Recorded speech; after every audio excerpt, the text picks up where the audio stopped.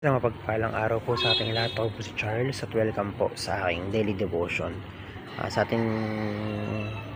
araw ngayon ating tatalakayin ang Micah chapter 6 verse to 8. Ang sabi rito, He has told you, O man, what is good, and what does the Lord require of you, but to do justice and to love kindness, and to walk humbly with your God.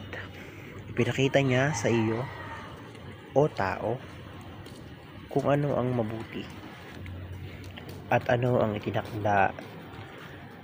itinatakda ng Panginoon sa iyo, kundi ang gumawa na may katarungan at umibig sa kaawaan at lumakad na may kapakumbabaan na kasama ng iyong Diyos. So ito tayo sa unang katuruan. Unang-unang sabi rito, God's moral law brings beauty to the world. So kagaya ng ibang bagay dito sa mundo, kagaya ng physics, di ba may tinatawag na law of physics? Dito sa mundo, meron ding law of God.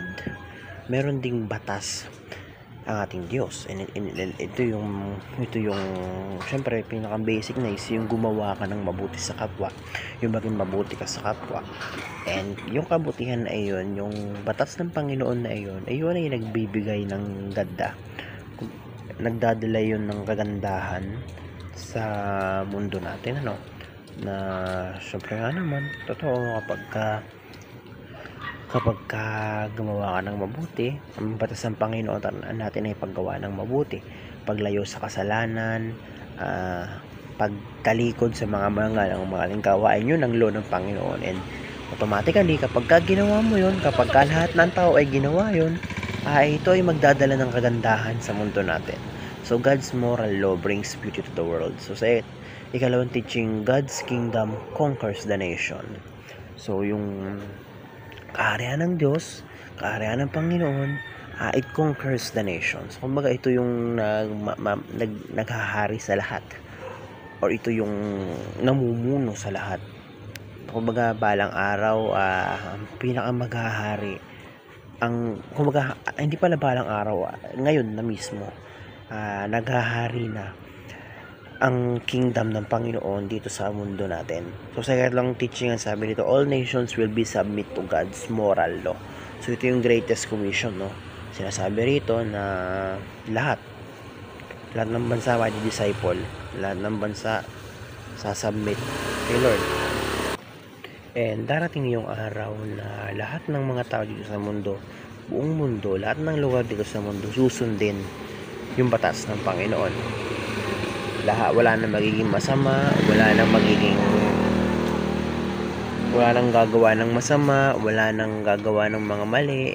So all nations will submit. So lahat, greatest commission yan, lahat ng bansa, lahat ng tao dito sa mundo magpapasakop sa Diyos. So ito tayo sa unang katuruan, sabi rito, sa unang application, para ba natin ito may apply sa ating mga buhay. So sabi rito, work for the government of Christ. So kagaya ng Pilipinas, may gobyerno. Ang Panginoon meron ding gobyerno. So kailangan natin magtrabaho sa government ng Panginoon. Kailangan natin magtrabaho sa pamumuno ng Panginoon. So syempre, kung Diyos ang pinuno mo, kung Diyos ang nagmumuno sa iyo, ibig sabihin lamang ngayon na alagad ka niya. Pag alagad ka niya, syempre automatic mabuti ka. Gumagawa ka ng mabuti. Hindi ka gumagawa ng masama, wala kang kasalanan, hindi ka na makasalanan. So work for the government of Christ. Sikapin natin na maging alagad ng gobyerno ng Panginoon. So sa ikalawang application, sabi nito, fight evil by cooperating with Christ. So yun nga, kailangan natin makipag-cooperate kay Kristo, dahil siya lamang naman talaga ang kakampi natin. Siya din, at the same time, siya rin yung makakatulong sa atin para labanan or para alisin yung mga evil, yung mga kasamaan sa katawan natin. So kailangan natin gawin is submit, ipagkatiwala natin yung sarili natin sa Panginoong Jesucristo, na siya yung lumaban para sa atin, ganun. Kailangan natin makipag-cooperate. So sa ikatlong teaching, sabi rito, application, sabi rito, fulfill the law of Christ, which is love. So yun nga, gaya ng sabi ko, ang pinakang law ni Kristo is pagmamahal.